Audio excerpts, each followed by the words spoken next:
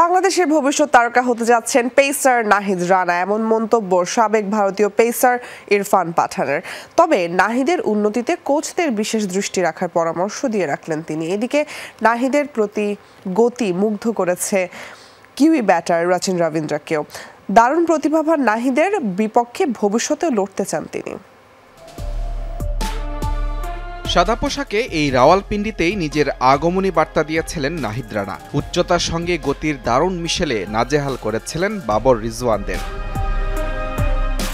আসরও প্রতিপক্ষ বদলালেও বদলাননি এই tiger pacer. সেই রাওয়ালপিন্ডির ব্যাটিং স্বর্গে এবার আইসিসি টুর্নামেন্টে অভিষেক ম্যাচ খেললেন লাল সবুজ জার্সিতে। নিউজিল্যান্ডের বিপক্ষে নিরুত্তাপ ম্যাচে গতির ঝড়ে আলোচনায় তরুণ এই পেসার 149 কিলোমিটার গতির স্বপ্নের ডেলিভারিতে বোকা বানিয়েছেন কেন উইলিয়ামসনকে।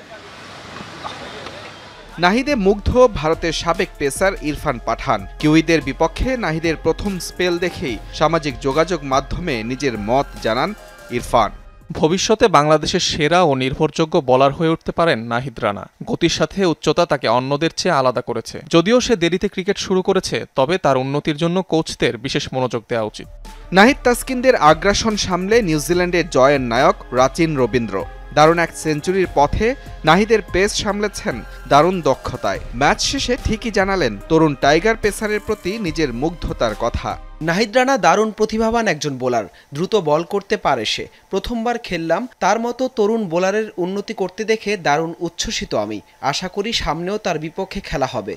চ্যাম্পিয়ন্স ট্রফিতে নিজের অভিষেক ম্যাচে 9 ওভার বল করেছেন নাহিদ রানা। 5.25 ইকোনমিতে 43 রান দিয়ে নিয়েছেন 1 উইকেট। ম্যাচের মোড় ঘুরিয়ে দেয়া কোনো স্পেল হয়তো নয়। টাইগার ক্রিকেটের ধ্বংসস্তূপে ফিনিক্স পাখি হয়ে উঠবেন নাহিদ রানা, সে ইঙ্গিতই মিলছে ক্রিকেট বিশ্লেষকদের মন্তব্যে।